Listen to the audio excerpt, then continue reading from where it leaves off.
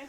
Right, okay, so first up, I know that was a hard decision for you Yeah. personally to actually take yourself out Mhm. of the debate. And talking about how we can get progressive voices together for elections Mm. in the future, there was a model that we were supporting before, Yeah. which was with common ground in order to have that primary. So Yeah. everyone that's pro-EU and progressive can have their own Mm. little election first as to what's the individual that could best champion that Yeah. voice. But that hadn't really come together in time, and you stepped out. Obviously, the Green Party can't be stepping No. out everywhere. Do you think progressive primaries are a viable model that can be used in the future in other elections? Yeah. I think looking forward, what will happen, I think in some places where there is the time and the energy and where you have groups like Common Ground or Compass, they're able to push it. I think it will happen. The reason why apparently the reason why it didn't happen this time was because there are issues over electoral spending. Yep. And there are very strict limits onto what you can spend if you're not actually standing, but then you support another candidate or fight against another candidate, you are limited to a spend of £700 for that election. Yep. So part of the issue is if you hire a venue and then put out leaflets to promote this primary, that's it, you're pretty much done with your spending. Yep. So that's part of the problem. I mean, the other thing was this time was that there just wasn't enough time to get it done before the nominations had to go in. Yep. So this primary here was actually set to go after the nominations already done. So I think some of the candidates who were already standing couldn't see the point of it, and therefore were not going to say, well, what do I do now that you've elected this person? I'm not going to stand down now. The primary held no sway. I think in other areas, yes, it will. I think the part of the issue is, one, you're going to have to do a lot of explanation to people to make them understand sort of the populace. Two, that getting over the idea that this is not a sort of a setup is obviously an issue as well, because people are very distrusting and they want to make sure that it's very open. And I think the third issue, I'm trying to think what the third issue was. There was a third one. That was it. When you have this election, how can you make sure that it's a fair election? How if it's just in a room, how do you know that one party hasn't got all their supporters in there? Sure, I mean, those are issues that we have to overcome. Yeah, the technicalities. Yeah. Yes. I think the overarching problem is that we have an electoral system that favours a two-party result. Yep. Just like we have in the States, you have a two-party result. It's Republicans or Democrats. Here in the UK, it's Conservatives or Labour. That doesn't represent enough people. Yep. People's views are so much more diverse than that. So we have to find a way, and I think primaries are a good way to lead us there. I think also progressive alliances, as we've been talking about, which I know Compass is pushing, which is in certain areas you say, right, let's come together, let's talk about this, who really is going to be the best person to win for the left and the centre left. And I think that in a general election 2020, or if it's earlier, there'll be a mix of primaries, a mix of alliances. But my worry is that we've started something here in Richmond Park. I would like to see this being the beginning of a movement, so that by 2020 we have alliances or we have primaries like this across the country, and we can actually make a proper difference in 2020. Otherwise, we're looking at having a right-wing government for the next 15 years. Because all the opposition is split, so Exactly. we need to make sure that we've got the toolkit now. Absolutely. Okay. All right, so then, given that you've taken yourself out and deprived yourself of a voice in the mix, what was it that you would have liked to have said that you think is distinctive from the other voices on the platform now? As ever, it's always about climate change. For us, or the planet and the environment, it comes back to that. Every decision, every party policy that we put forward considers those things. What impact will this decision have on the planet, on the environment, on climate change, on people? Yep. It's not about putting the planet first necessarily, but if we don't have a planet, we don't have people. Yep. That to me is sort of the logical place that we end up in. So, for example, Heathrow. We're against Heathrow because we cannot meet our agreements from Paris from last year to limit climate change if we expand Heathrow. If we expand any runway, we are the only party who is very clear we will not expand any runway in the UK because we cannot meet our climate change targets. That's very simple. No other party says that. In terms of Brexit, we were the first party to say that we want a second referendum on any deal that's put forward to the people.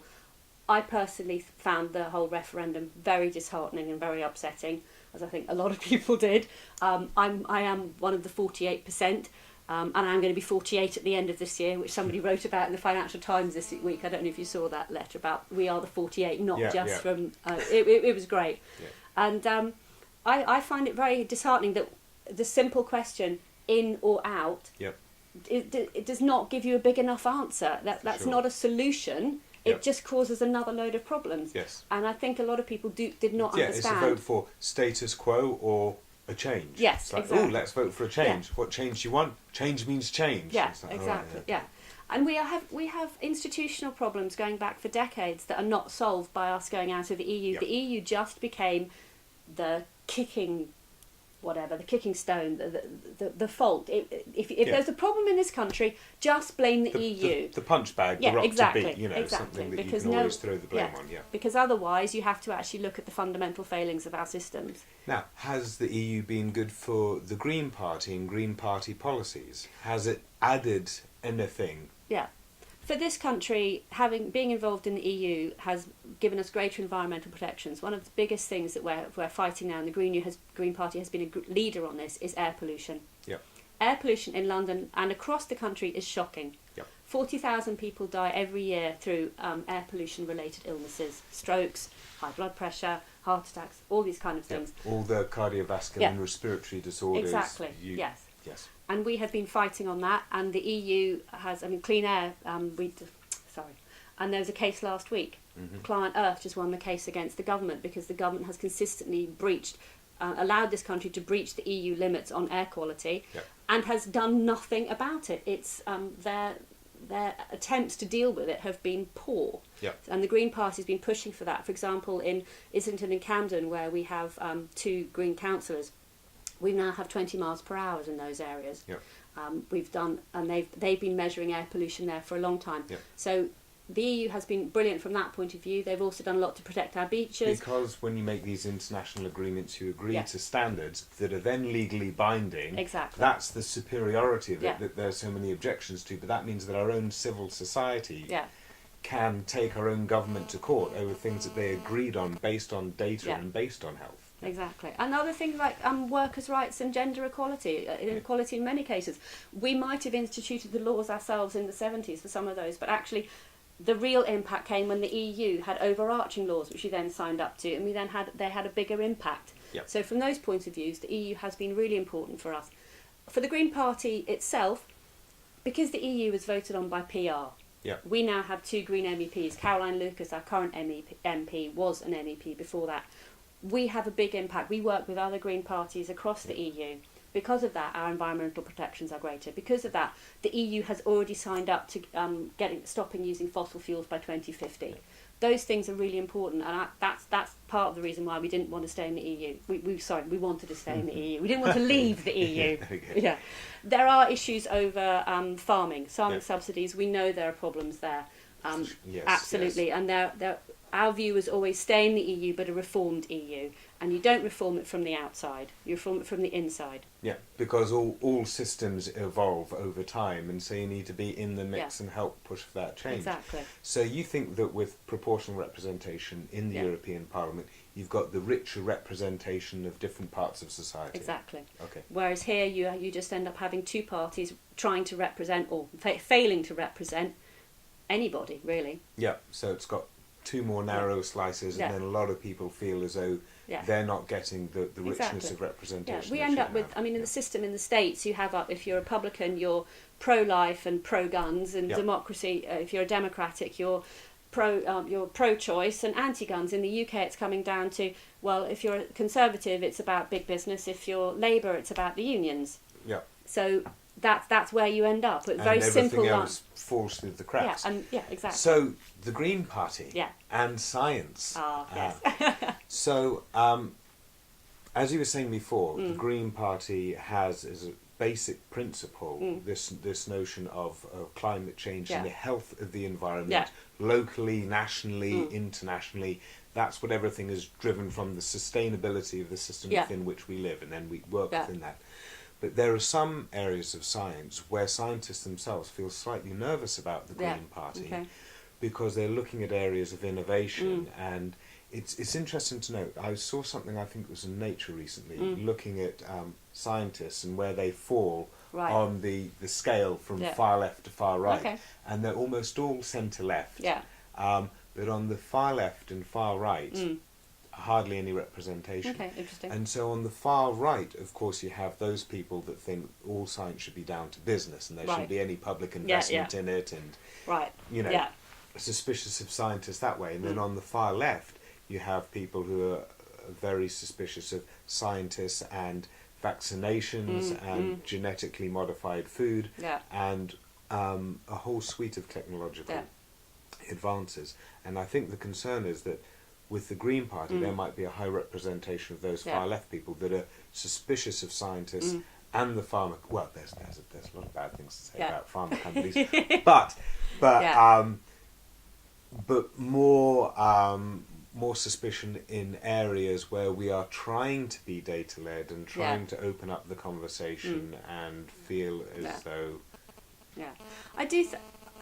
I haven't come across that personally. Yep.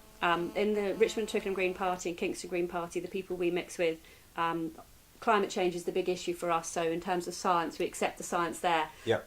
I do know that when you turn that around and say GM foods, people go, whoa, no. I'm in two minds about GM foods personally. GM crops, I worry that I think like a lot of people, it's like as you say, that big thing is like it's very new technology. Yep. What are the long-term results? And I think that's always the problem with science is that yes, it looks great, but in 20 years' time, where will we be? Yep. That I think GM, I'd like to see more done about it, more. I'd like to see longer term results so that we can then make an informed decision. Yep. I do think the problem with GM is it then gets caught up with big pharma companies and big business, which a lot of people are very distrustful of. Yep. I think companies like Monsanto, Bayer, people get very upset and worry deeply that it is purely about profit and that the environment is just being destroyed so that these companies can make profit. I think within the Green Party, however, there is a lot of acceptance that science is generally a good thing, that we rely on it for a lot of what we believe in. Yep. And I think that the Green Party, most people are open. Yep. But like any political party, it's a very broad church, as it were. You have using the word church, we have a lot of people who are, I would say, a lot of atheists are drawn to the Green Party, but then we also have a lot of Christians there, we have a lot of Quakers there. I myself am Jewish. So it is, you do have a lot of different people coming into there. And I think it's difficult to say, yes, the Green Party's anti-science. I don't think that's true. Yep.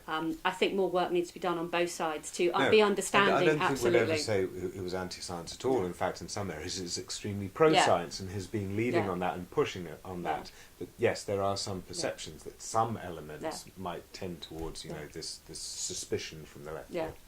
I think, as we were talking about a bit earlier, I think it is that thing where it is big business gets caught up with science, and then you get this sort of, not holy trinity as it were, but it's sort of a double. For sure.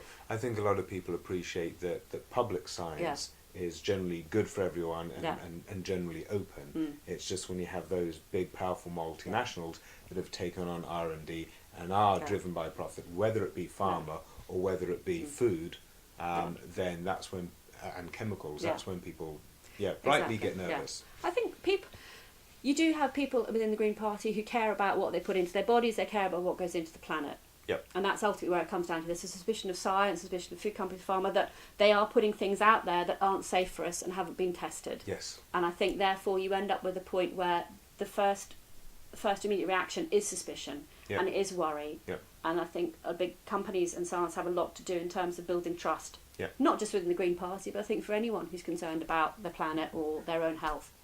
Those kind of things. Which actually, and I wasn't planning to do this, brings us in to TTIP and US standards versus EU standards.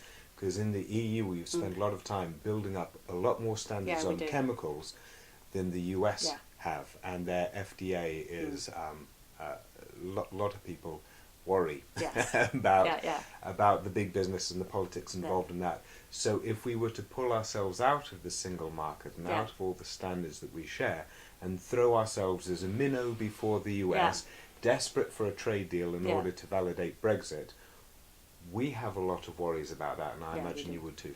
Green Party's been fighting TTIP right from the start, where we have been out there pushing it, telling people about it, making sure people know. Most people don't know what it is. Yeah. A lot of parties are just ignoring it. Now, do you think it should go through in some form? Are you against all trade deals with the US because you think that it will undercut it, or do you think that there are efficiencies that can be had that's mutually beneficial, or is this just something that should be stopped and stopped dead, and that's the end of it? I think the Green Party's position is it needs to be stopped. My understanding is the Green Party's fought against it the whole way, and that we don't see that it's a good thing. In particular for the, as you say, talk about the food issues in terms of the standards, that's a huge worry. I think the other major worry is that we would then allow privatisation of stealth of our NHS. We would have absolutely no callback, for sure. no fallback to stop American companies coming in and starting to take over our NHS. And the other thing, so you would say that we'd be in a better position to block all of that with the partnership of our European countries rather than by ourselves and in a financially desperate situation. I do worry that because we are, if we go out of the EU, that we will now go hell for leather for TTIP. I think it's a big worry, because the other issue is that then companies, if, for example, if we bring in, institute a higher living wage, which this government has done, which has been a good thing. I want it to go further. We talked about £10 an hour living wage across the country. A company could then turn around and sue the government because that's reduced their profits. When that legal case is brought, it would be decided by 3 judges in a closed room that we would have no access to. That is not democracy. That is not what this country has stood up for in terms of legal openness. And so those issues, that particular issue of TTIP, is a deep worry for me. And I think that we should all be very, very concerned about it. Well, thank you so much for your time. My pleasure. Really appreciated. It's been really fascinating, so thanks very much. No, thank you very much for inviting me to talk to you. It's been interesting as well. Thank you.